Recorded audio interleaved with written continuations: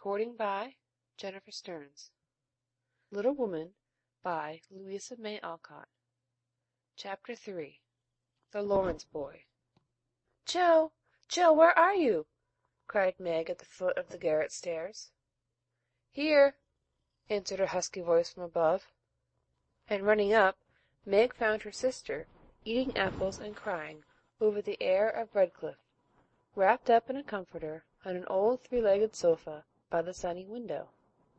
This was Joe's favourite refuge, and here she loved to retire with half a dozen russets and a nice book, to enjoy the quiet and the society of a pet rat who lived near by and didn't mind her a particle. As Meg appeared, Scrabble whisked into his hole. Joe shook the tears off her cheeks and waited to hear the news. "Such fun! Only see! A regular note of invitation from Mrs. Gardiner for to-morrow night!" cried Meg, waving the precious paper, and then proceeding to read it with girlish delight. "Mrs. Gardiner would be happy to see Miss March and Miss Josephine at a little dance on New Year's Eve. Marmee is willing we should go. Now, what should we wear?"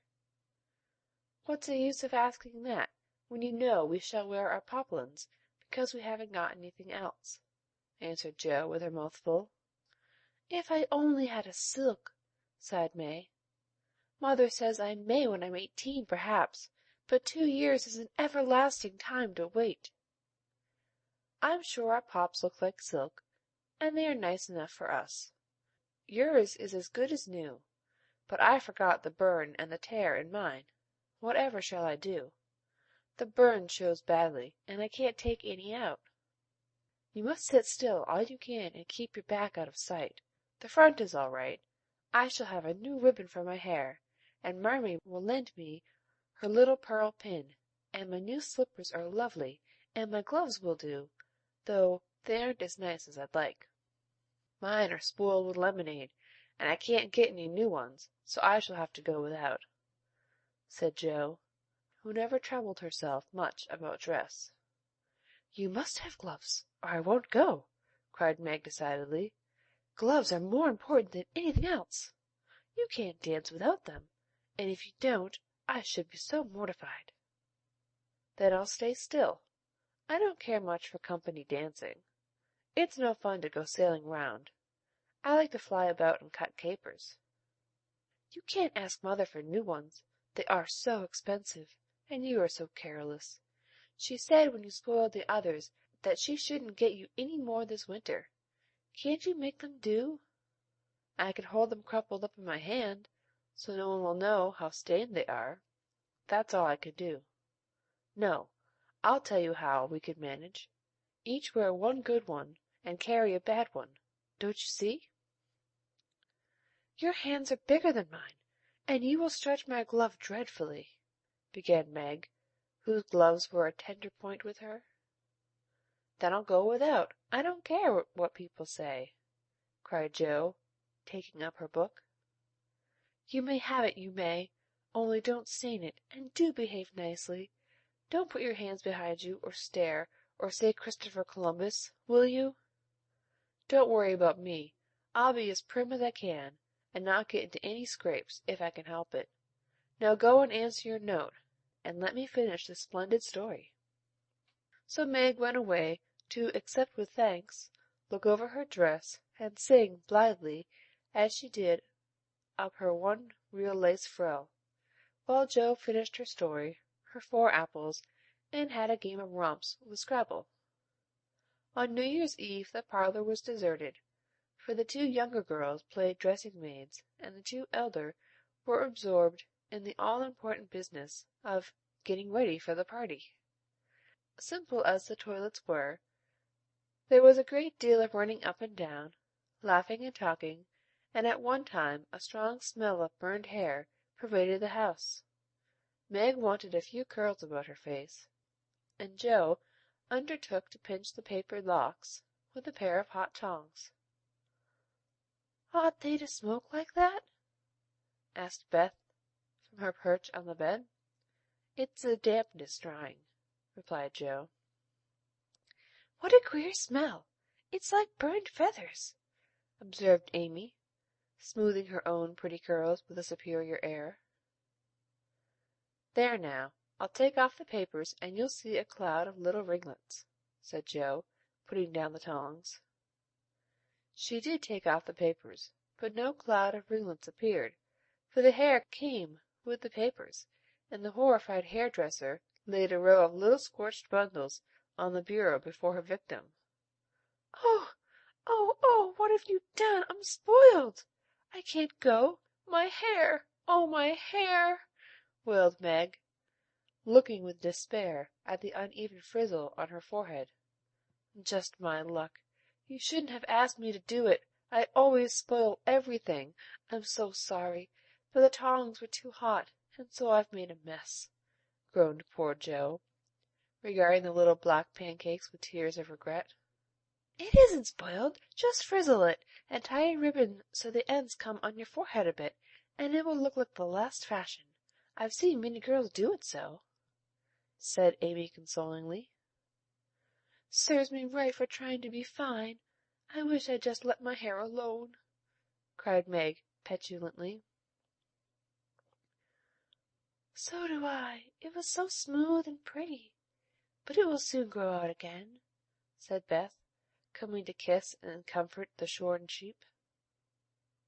After various lesser mishaps, Meg was finished at last, and by the united exertion of the entire family, Joe's hair was got up and her dress on.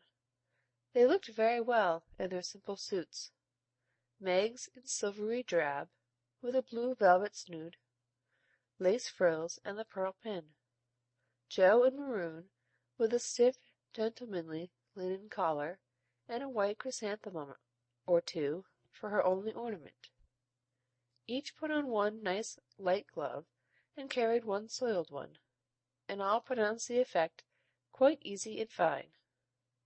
Meg's high-heeled slippers were very tight and hurt her, though she would not own it, and Joe's 19 hairpins all seemed stuck straight into her head, which was not exactly comfortable, but dear me, let us be elegant or die. "Have a good time, dearies," said Mrs. March, as the sisters went daintily down the walk. "Don't eat much supper, and come away at 11 when I send Hannah for you." As the gate clashed behind them, a voice cried from a window, "Girls, girls, have you both got nice pocket handkerchiefs?"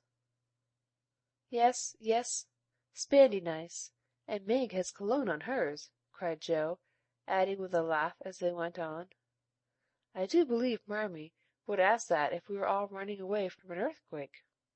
"It is one of her aristocratic tastes, and quite proper, for a real lady is always known by neat boots, gloves, and handkerchief," replied Meg, who had a good many little aristocratic tastes of her own. "Now don't forget to keep the bad breath out of sight, Joe. Is my sash right? And does my hair look very bad?" asked Meg, as she turned from the glass in Mrs. Gardiner's dressing room after a prolonged prink. "I know I shall forget. If you see me doing anything wrong, just remind me by a wink, will you?" returned Joe, giving her collar a twitch, and her head a hasty brush. "No, winking isn't ladylike. I'll lift my eyebrows if anything is wrong, and nod if you are all right. Now hold your shoulders straight, and take short steps, and don't shake hands if you are introduced to anyone. It isn't the thing. How do you learn all the proper ways? I never can. Isn't that music gay?" Down they went, feeling a trifle timid, for they seldom went to parties, and informal as this little gathering was, it was an event to them. Mrs. Gardiner, a stately old lady, greeted them kindly, and handed them over to the eldest of her 6 daughters. Meg knew Sally, and was at her ease very soon, but Joe, who didn't care much for girls or girlish gossip, stood about, with her back carefully against the wall, and felt as much out of place as a colt in a flower garden. Half a dozen jovial lads were talking about skates in another part of the room, and she longed to go and join them. Skating was one of the joys of her life. She telegraphed her wish to Meg, but the eyebrows went up so alarmingly that she dared not stir. No one came to talk to her, and one by one the group dwindled away till she was left alone. She could not roam about and amuse herself, for the burned breath would show. So she stared at people rather forlornly till the dancing began. Meg was asked at once, and the tight slippers jerked about so briskly that none would have guessed the pain their wearer suffered smilingly.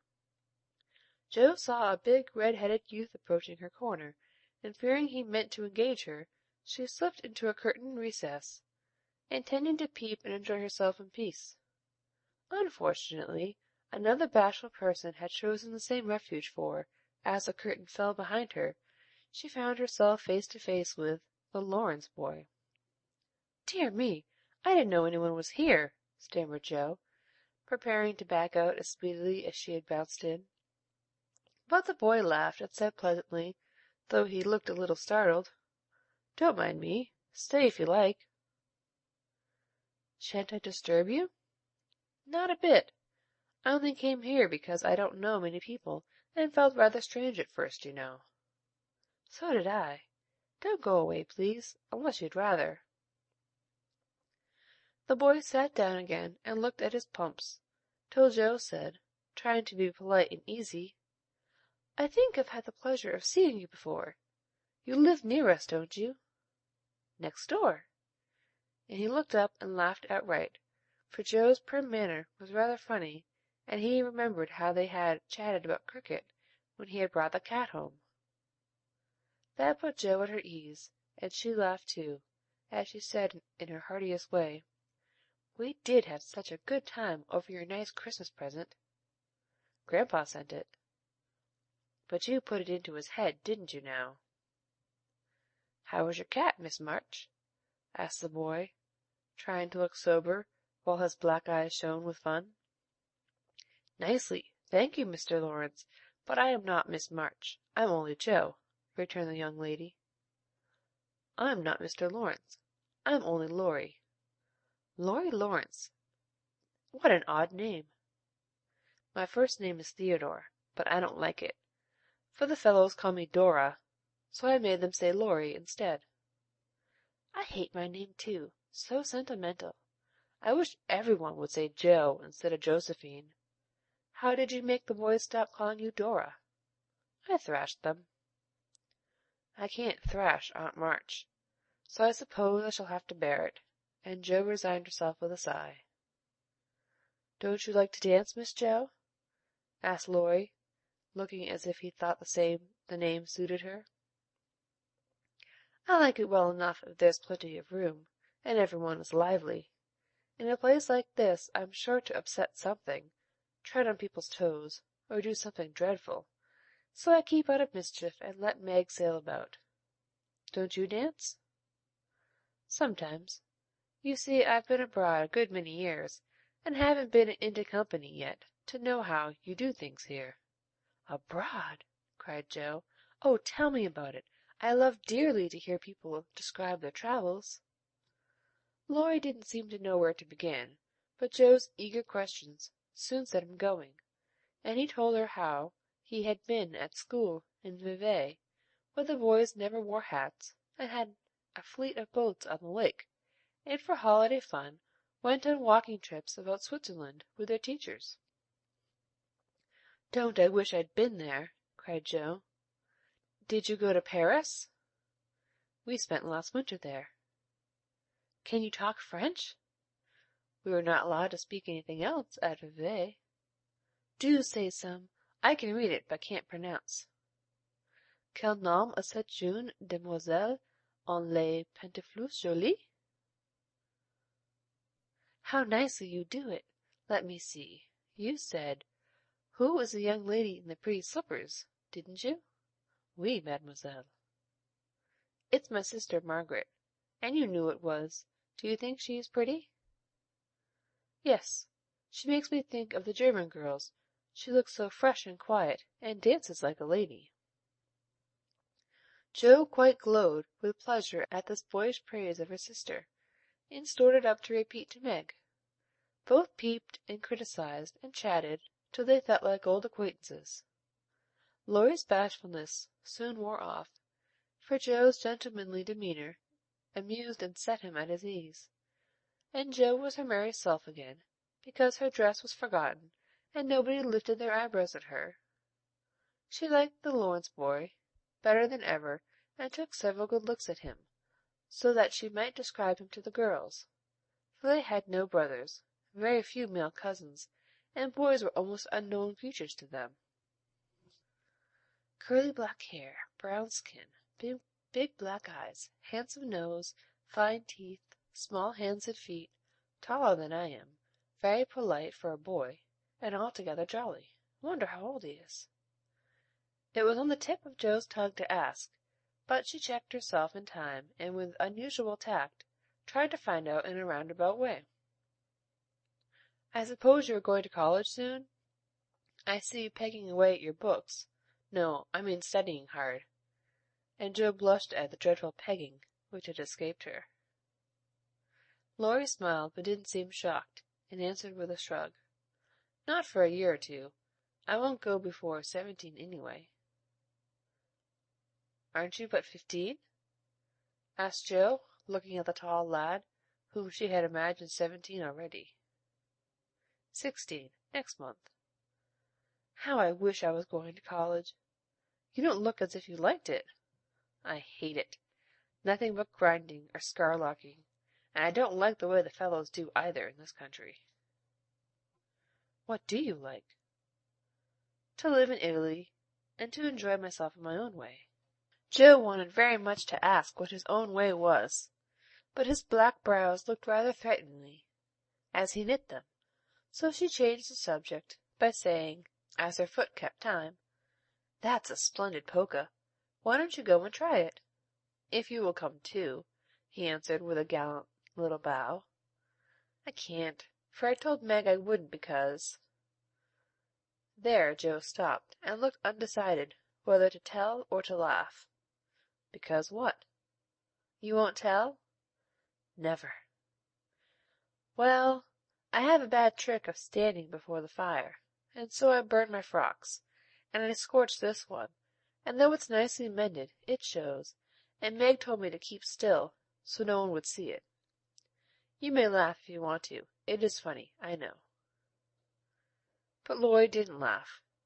He only looked down a minute, and the expression of his face puzzled Joe, when he said very gently, "Never mind that. I'll tell you how we can manage. There's a long hall out there, and we can dance grandly, and no one will see us. Please come." Joe thanked him and gladly went, wishing she had 2 neat gloves, when she saw the nice pearl-colored ones her partner wore. The hall was empty, and they had a grand polka, for Laurie danced well, and taught her the German step, which delighted Joe, being full of swing and spring. When the music stopped, they sat down on the stairs to get their breath, and Laurie was in the midst of an account of a students' festival at Heidelberg when Meg appeared in search of her sister. She beckoned, and Joe reluctantly followed her into a side room, where she found her on a sofa, holding her foot and looking pale. "I've sprained my ankle. That stupid high heel turned and gave me a sad wrench. It aches so, I can hardly stand, and I don't know how I'm ever going to get home," she said, rocking to and fro in pain. "I knew you'd hurt your feet with those silly shoes. I'm sorry, but I don't see what you can do, except get a carriage or stay here all night," answered Joe, softly rubbing the poor ankle as she spoke. "I can't have a carriage without it costing ever so much. I dare say I can't get one at all, for most people come in their own, and it's a long way to the stable, and no one to send." "I'll go." "No, indeed. It's past 9, and dark as Egypt. I can't stop here, for the house is full. Sally has some girls staying with her. I'll rest till Hannah comes, and then do the best I can." "I'll ask Laurie. He will go," said Joe, looking relieved as the idea occurred to her. "Mercy, no! Don't ask or tell any one. Get me my rubbers, and put these slippers with our things. I can't dance any more. But as soon as supper is over, watch for Hannah, and tell me the minute she comes." They are going out to supper now. I'll stay with you. I'd rather." "No, dear. Run along and bring me some coffee. I'm so tired I can't stir." So Meg reclined, with rubbers well hidden, and Joe went blundering away to the dining room, which she found, after going into a china closet, and opening the door of a room where old Mr. Gardner was taking a little private refreshment. Making a dart at the table, she secured the coffee, which she immediately spilled, thereby making the front of her dress as bad as the back. "Oh dear, what a blunderbuss I am!" exclaimed Joe, finishing Meg's glove by scrubbing her gown with it. "Can I help you?" said a friendly voice, and there was Laurie, with a full cup in one hand and a plate of ice in the other. "I was trying to get something for Meg, who was very tired, and someone shook me, and here I am in a nice state," answered Joe, glancing dismally from the stained skirt to the coffee-colored glove. "Too bad. I was looking for someone to give this to. May I take it to your sister?" "Oh, thank you. I'll show you where she is. I don't offer to take it myself, for I should only get into another scrape if I did." Joe led the way, and, as if used to waiting on ladies, Laurie drew up a little table, brought a second installment of coffee and ice for Joe, and was so obligingly that even particular Meg pronounced him a nice boy. They had a merry time over the bonbons and mottos, and were in the midst of a quiet game of buzz, with 2 or 3 other young people who had stayed in, when Hannah appeared. Meg forgot her foot and rose so quickly that she was forced to catch hold of Joe, with an exclamation of pain. "Hush! Don't say anything," she whispered, adding aloud, "It's nothing. I turned my foot a little, that's all," and limped upstairs to put her things on. Hannah scolded, Meg cried, and Joe was at her wits' end, till she decided to take things into her own hands. Slipping out, she ran down, and finding a servant, asked if he could get her a carriage. It happened to be a hired waiter, who knew nothing about the neighborhood, and Joe was looking around for help, when Laurie, who had heard what she said, came up and offered his grandfather's carriage, which had just come for him, he said. "It's so early, you can't mean to go yet," began Joe, looking relieved, but hesitating to accept the offer. "I always go early, I do truly. Please let me take you home. It's all on my way, you know. And it rains, they say." That settled it, and telling him of Meg's mishap, Joe gratefully accepted, and rushed up to bring down the rest of the party. Hannah hated rain as much as a cat does, so she made no trouble, and they rolled away in the luxurious close carriage, feeling very festive and elegant. Laurie went on the box so Meg could keep her foot up, and the girls talked over their party in freedom. "I had a capital time, did you?" asked Joe, rumpling up her hair and making herself comfortable. "Yes, till I hurt myself. Sally's friend, Annie Moffat, took a fancy to me, and asked me to come and spend a week with her when Sally does. She's going in the spring, when the opera comes, and it will be perfectly splendid, if mother only lets me go," answered Meg, cheering up at the thought. "I saw you dancing with a red-headed man I ran away from. Was he nice?" "Oh, very. His hair is auburn, not red, and he was very polite, and I had a delicious rodour with him." "He looked like a grasshopper in a fit when he did the new step. Laurie and I couldn't help laughing. Did you hear us?" "No, but it was very rude. What were you about all the time, hidden away there?" Joe told her adventures, and by the time she had finished they were at home. With many thanks they said good night and crept in, hoping to disturb no one, but the instant their door creaked, 2 little nightcaps bobbed up, and 2 sleepy but eager voices cried out, "Tell about the party! Tell about the party!"